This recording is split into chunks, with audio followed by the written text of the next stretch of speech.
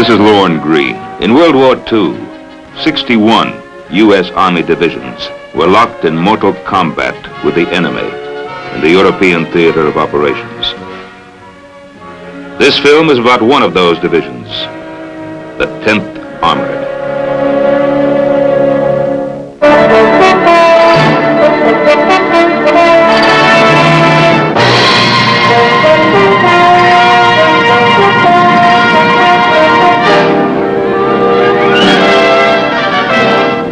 The 10th Armored Division was activated at Fort Benning, Georgia on the 15th of July, 1942.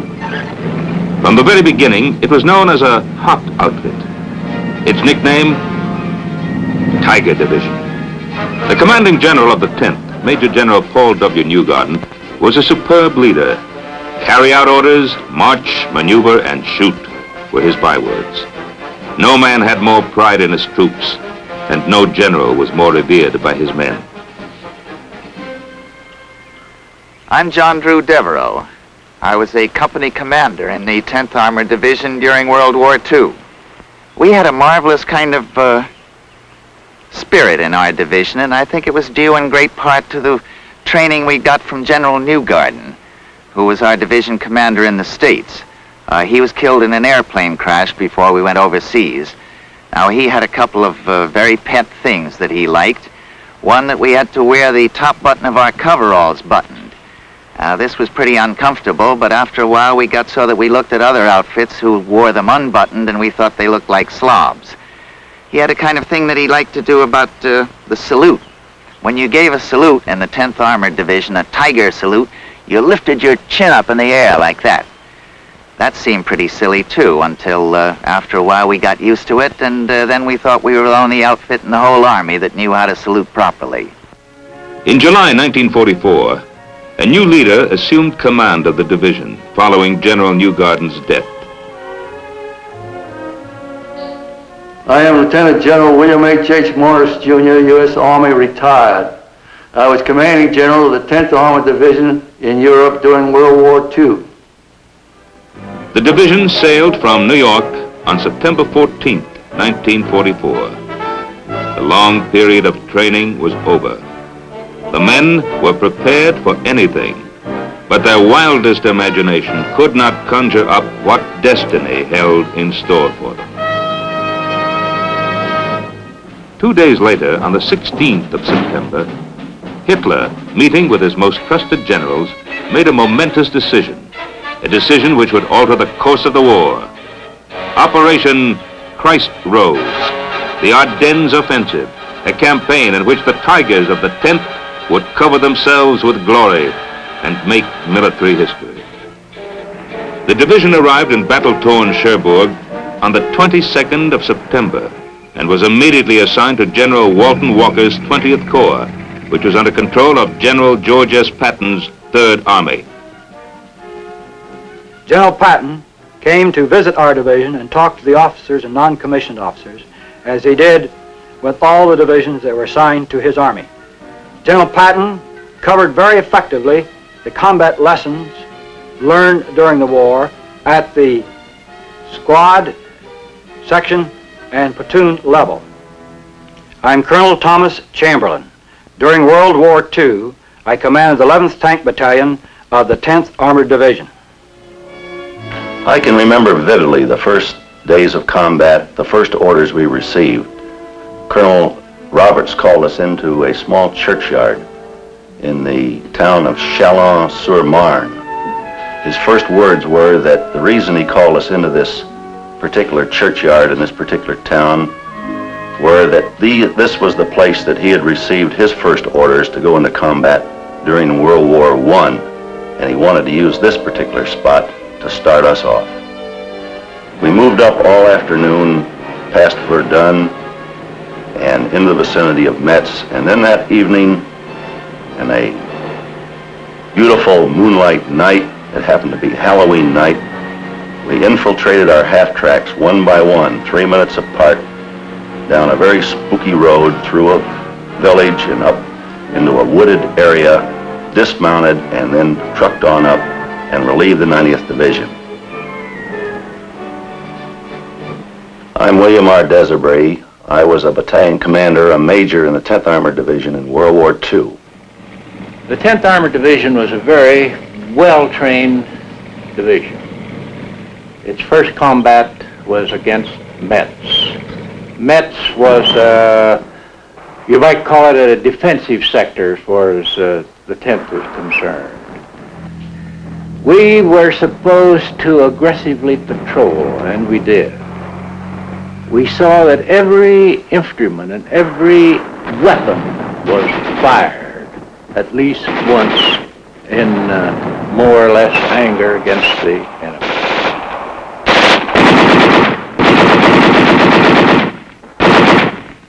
I'm William Lynn Roberts, Brigadier General, U.S. Army retired. I was Combat Command Commander of CCB 10th Armored Division in World War II. I'm Colonel Curtis L. Hankins. I was a battalion commander of the 61st Armored Infantry Battalion in the 10th Armored Division. My first encounter with enemy fire was during the defensive operation west of Metz. It was here that we learned to sense artillery fire, that is, determine the difference between outgoing, which was friendly fire, and incoming, which was German fire. If you could determine with some degree of accuracy where the enemy rounds were going to land, this would save a lot of wear and tear on your knees and elbows when you try to take cover every time the rounds would come over.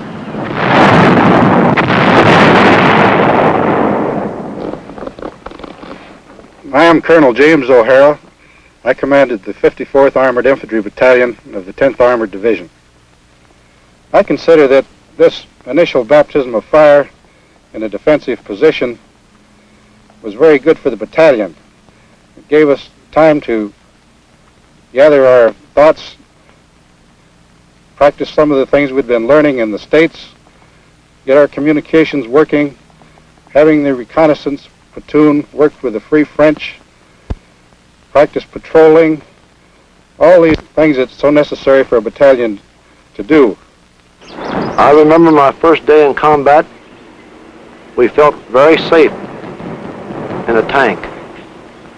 But during this first day, after I seen the first tank hit by 88 and burned, we began to get scared. But even though we were awful scared, it didn't seem to be much of a handicap of doing our job, which was to destroy the enemy. And we did a fairly good job that first day. My name's John Winter. I was a tank platoon sergeant, 10th Armored Division during World War II. After fighting for about 3 weeks around Metz, we moved north to the vicinity of the town of Thionville to participate in the 3rd Army offensive designed to capture Metz. The plan of 20th Corps, to which the 10th Armored was assigned, had 2 phases: to destroy the enemy in Metz and to catch him as he tried to pull out of Metz. The mission of the 10th was to make a deep penetration into the enemy's lines. Once it had crashed through the German defense, the left column, Combat Command B, was to advance east and seize a bridgehead over the Saar River near Mürzi. The right column, Combat Command A, was to take the division objective, including Bougainville, which was the center of arterial highway and railroad traffic running northeast of Metz. The enemy blocked the way and fought savagely.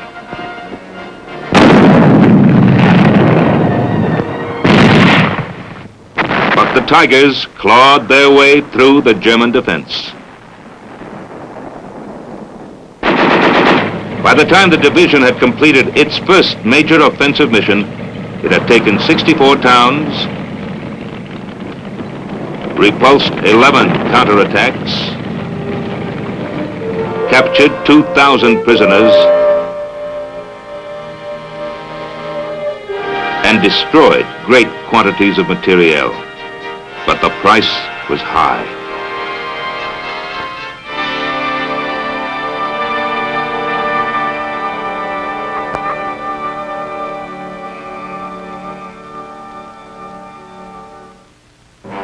On December 7th, Hitler approved the final draft of Operation Christ Rose, now renamed Watch on the Rhine. Hitler's plan of attack was to break through on the Ardennes with 3 armies. The 6th Panzer Army, led by the butcher from Bavaria, Sepp Dietrich. The 5th Panzer Army, led by Baron Hasse von Manteuffel. And the 7th Army, led by General Brandenberger. They would cross the Meuse River on the 2nd day between Liège and Namur, bypass Brussels, and reach the great port of Antwerp on the 7th day. This operation, Hitler believed, would destroy more than 30 American and British divisions. He believed it would be the beginning of the end for the Allies. Within the next week, thousands upon thousands of troops and thousands upon thousands of tons of materiel were transported secretly from assembly areas to terminals just behind the front lines.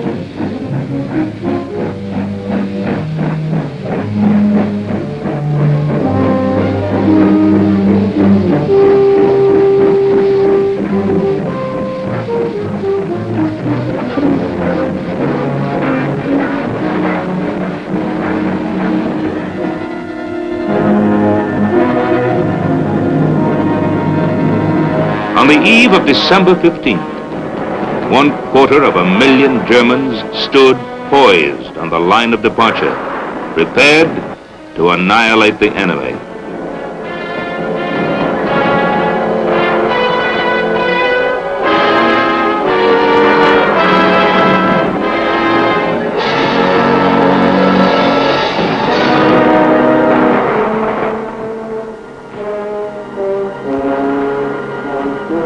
At 5:30 a.m. the following morning, flame erupted along an 85-mile front. Hitler's great drive to Antwerp had begun.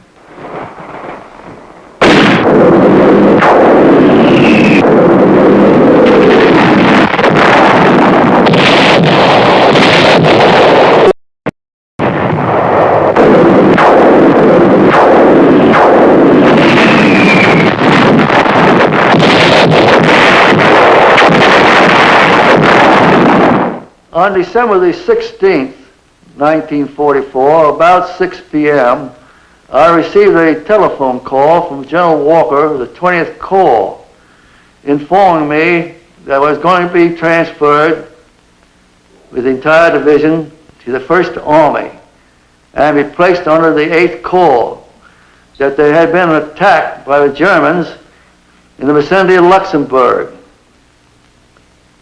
I immediately dispatched my Chief of Staff to Bastogne, the headquarters of the 8th Corps, for orders. The Chief of Staff returned about 2 a.m. the next morning and informed me that the division was to go into a quartering area just west of Luxembourg. When the Battle of the Bulge began, my unit was in a rest area south of Luxembourg. We received orders to be prepared to move north on 24 hours' notice. A short time later, the alert was changed to 12 hours. A short time later, we were on the road. The 10th Armored Division sent 2 of its combat commands northwest of Luxembourg to go into action there, and they sent my combat command west to Arlon and then on to north to Bastogne. I preceded my outfit into Bastogne and got into Bastogne about 4 o'clock in the afternoon and found General Middleton. General Middleton asked me how my outfit fought and how many pieces my outfit would fight in. I told him 3. He said, all right. Send 1 to Noville, which is 6 or 7 kilometers north, 1 east to Longville, and 1 southeast to Bra. A little sidelight here. I'd held up the march of our outfit to get O'Hara in front, because O'Hara had not been in the fighting, heavily down around the Merzig area. So we got O'Hara in front, and I sent him out to Bra. I took my team down this road toward Wiltz, and we stopped for the night opposite the town of Warden. On our way down this road, we passed many American soldiers coming to the rear, most of whom seemed to be from the 28th Division. Apparently they'd been hit hard further forward. When we got to our destination for the night, since we received our orders at 5 in the afternoon and there was not much daylight left, we settled astride the road and blocked the road to Wiltz. I arrived in Bastogne just as night was falling. I found a MP who led me to Colonel Robert C.P. It was a very brief meeting, and Colonel Robert C.P. told me that O'Hara had been sent out to the east of the town and was in a defensive position, and that Cherry was moving out slightly to the northeast of the town. And as soon as my column arrived, I was to keep moving and move to the north of the town to a little place called Novelle. If there were any Germans in Novelle, I was to knock them out of the town and to occupy it. If there were no Germans, I was to occupy Novelle, going no further north, because this would be the limit of the range of the 10th Armored Division artillery, which was located in the vicinity of Bastogne. This then was the disposition of Combat Command B on the 18th of December, the night of their arrival in Bastogne. Team des Aubry was at Noville. Team Cherry at Longbilly. Team O'Hara at Warden. The total strength of the three defending units was about 75 tanks and 2,800 officers and men. Battering at the gates of Bastogne were the advance elements of General Manteuffel's 5th Panzer Army and General Brandenberger's 7th Army. Approximately 300 tanks and 50,000 men, whose mission, in addition to taking Saint-Vith and Wild, was to take Bastogne, and to take it fast. Bastogne schnell zu nehmen, denn es kam auch darauf an, It was very important to capture Bastogne fast. It was the most important road junction in the southern area of the Ardennes combat section. And in the event General Eisenhower's reserve forces, which we suspected were near Reims, arrived to attack, they would have to pass Bastogne. Ankamen und gegen uns angesetzt wurden, mussten sie in jedem Falle über Bastogne kommen. Ich bin General der Panzertruppe Hasso von Manteuffel. I am Hasso Eckhart von Manteuffel, former general of the Panzer Troops and commander-in-chief of the 5th Panzer Army. 44. We completed establishing the defenses of Noville about midnight. Actually, the defense was a routine, traditional type defense. We set out roadblocks to the east, one to the north, and one to the northwest, because these were the directions that we expected the Germans to attack us. The fighting throughout the night was sporadic. It was a piecemeal attack. They would hit us with small units from the north, and then they'd hit us with small units from the east.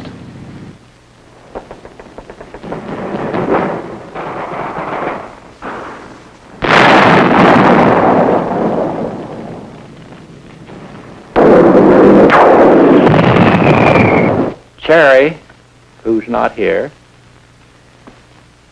went out to Longbilly, came back at midnight, and found me asleep.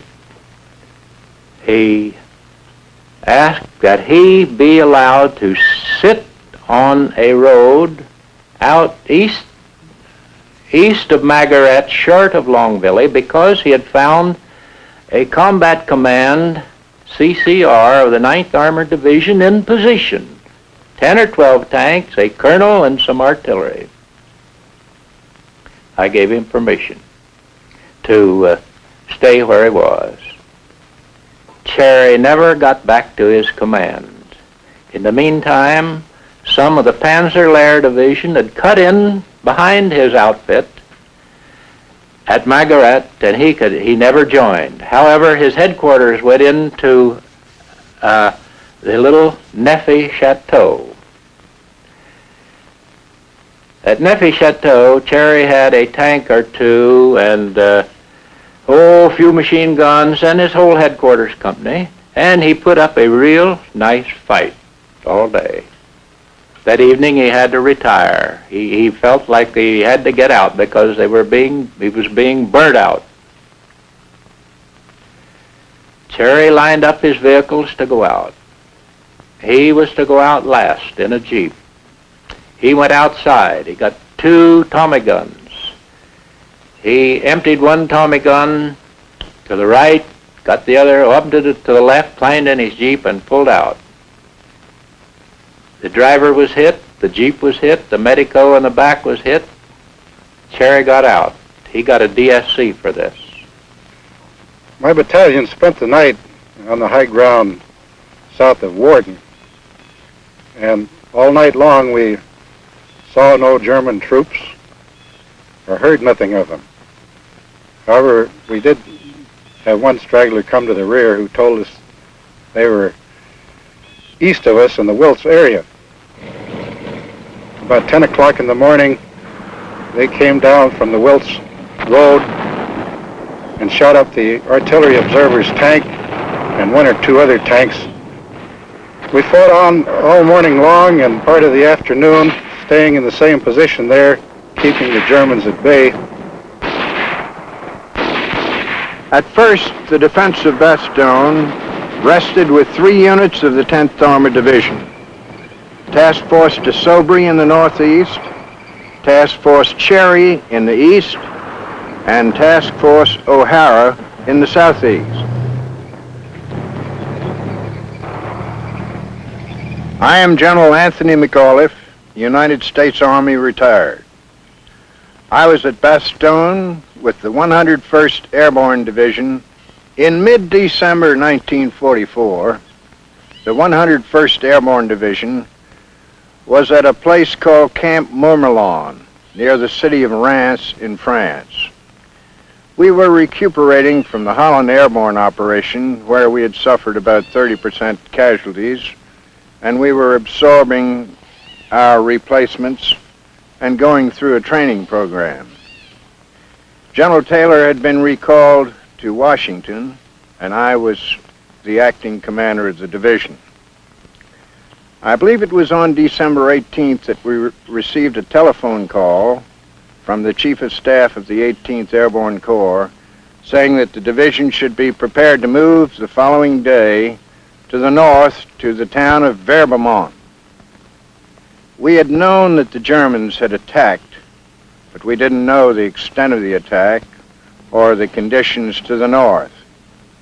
But we made all preparations to get away the following day, and the first thing in the morning I preceded the division to the north in a sedan with my aide-de-camp and my operations officer. As I drove north, I reached a crossroad just a couple of miles west of the town of Bastogne. I knew that 8th Corps headquarters was located in that town, so I decided to drive over to that Corps headquarters and try to learn something more about the situation. It was fortunate that I did so because I learned from the Corps commander, General Middleton, that the orders for the 101st Airborne Division had been changed and that the division would come to Bastogne rather than to go to Verbemont. I also met there Colonel Roberts, who was the commander of Combat Command B of the 10th Armored Division, who were already on the scene and already in the fighting. Desbury was attacked about 5 or 6 times that first day. He will describe it. During the morning of that first day, one battalion under Colonel Praed of the 101st Airborne joined him. As soon as Colonel Praed joined, they decided to attack. Apparently at the same time, the Germans decided to attack. At 1400 hours, the paratroopers and our tanks and our armored infantry launched the attack. At 1400 hours, the German forces launched an all-out attack on Nouville. So we had the situation of the Germans and the American units attacking one another simultaneously from points about 700 yards distant. Actually, the Germans were stopped. They withdrew back behind the ridge. Our paratroopers on the northwest of the town actually gained the ridge. The tanks, the armored infantry, and the paratroopers on the northeast of the town were unable to get to their positions. So after a fight of about 45 minutes or an hour, we withdrew the paratroopers from the northeast back into the town of Nouville. Desiree was hit badly, and Colonel Praed was killed that evening. And I didn't know Desiree was hurt for 24 hours. He was later captured when the hospital was captured. For the next 3 days and nights, the defenders of Bastogne slugged it out with the numerically superior enemy. Then, on the 22nd of December,